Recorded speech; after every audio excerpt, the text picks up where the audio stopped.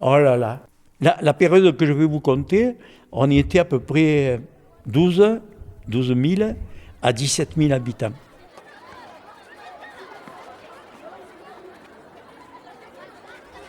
Quand il y avait les fêtes, c'était les plus belles fêtes de la région. On va citer Sainte-Barbe. Sainte-Barbe.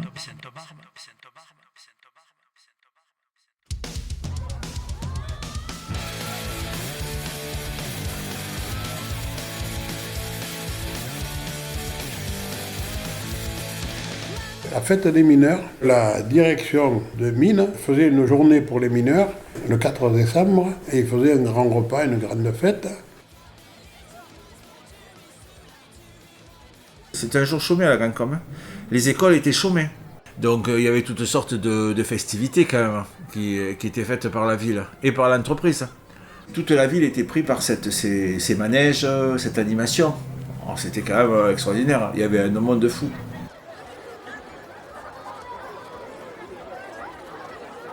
On ne pouvait pas bouger, on pouvait pas, on était collés.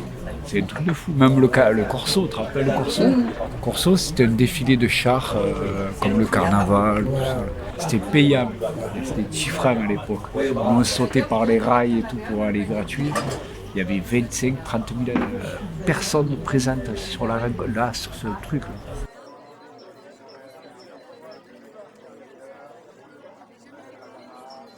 Tout le monde était enthousiaste, tout le monde était heureux. On n'avait pas d'argent, mais on rigolait, on s'amusait, on mangeait nos chics. Les chics, c'est un bâton avec une boule de sucre dessus. Barbe à papa aussi, oui, la pomme, et la pomme rouge, tout ça là. J'aimais pas trop la fête, moi j'étais pas trop manège. Mais comme on me donnait beaucoup de sous, les oncles, les tantes, les grands-mères me donnaient des sous, il fallait faire les manèges. Mais moi j'étais pas trop manège, à part les autos tamponnantes. Mais le reste, vous savez, là, j'avais le vertige, tout ça, là, pour faire la grande roue, j'aimais pas trop ça.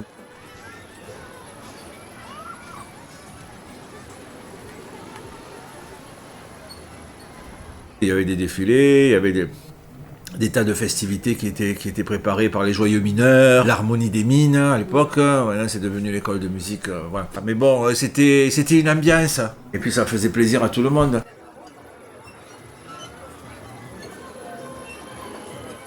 Mon enfance, c'était surtout rythmé par la Sainte-Barbe.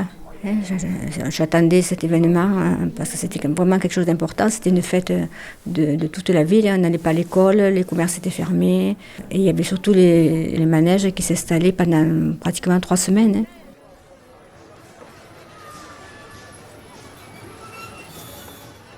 Comment je trouve la Grande Combe? Alors je le connais depuis longtemps, c'est une ville très populaire, ça, il suffit de le savoir, parce que historiquement c'est les mines.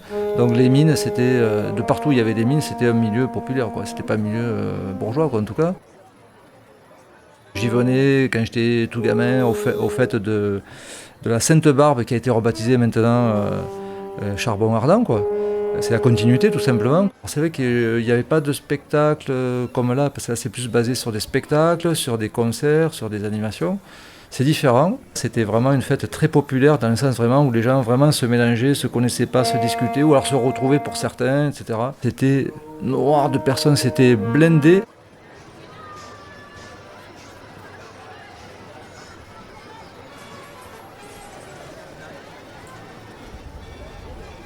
Il y avait une messe à l'église où l'harmonie jouait.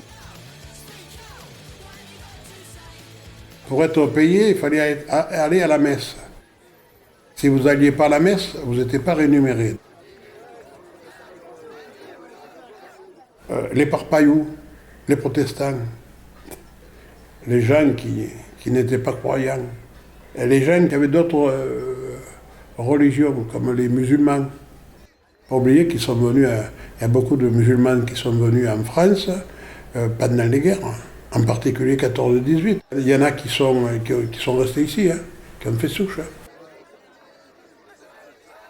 C'était pour la Sainte-Barbe, ils faisaient une belle messe, ils parlent des blessés, il y en a qui ne sont pas revenus, qui ont été orphelins de papa.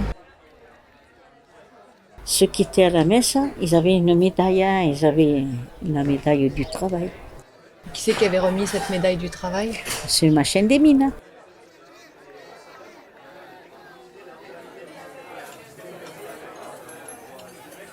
On faisait le repas de famille. Bah, c'était une tradition, manger le lièvre. Il fallait manger quelque chose d'un peu exceptionnel. Alors, c'était le lièvre. Et puis, une fois que le repas était terminé, c'était un banquet quand même. Hein. Ça durait longtemps, mais à 5h du soir, il faisait presque déjà nuit, ou 4h30, on descendait sur le champ de foire.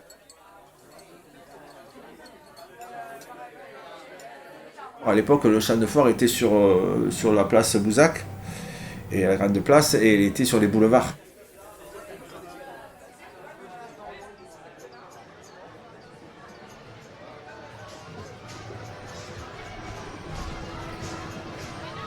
Beaucoup de gens de l'extérieur venaient à la fête à la Grande Combe, alors notamment des quartiers comme moi j'habitais le quartier de Tamaris, qui étaient des quartiers populaires aussi de mineurs, etc., comme Rochebelle. C'était aussi beaucoup des gens de ces quartiers-là qui venaient plus à cette fête.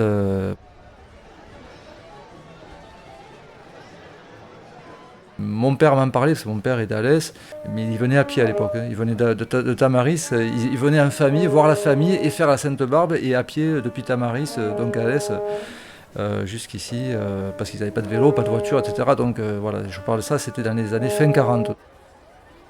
Moi, j'avais ma famille de Saint-Germain-de-Calverte qui descendait. Alors, le souvenir que j'ai, c'est que ma tante descendait de Saint-Germain avec des caisses pleines de légumes.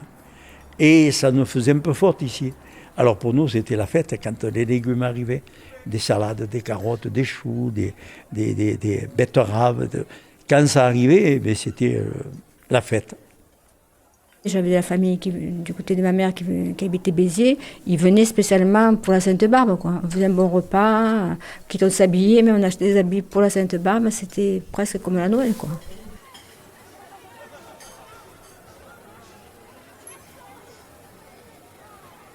C'est des moments qui restent gravés dans la mémoire et qui aident aujourd'hui, quand on a des moments nostalgiques, de dire on a quand même passé de bons moments.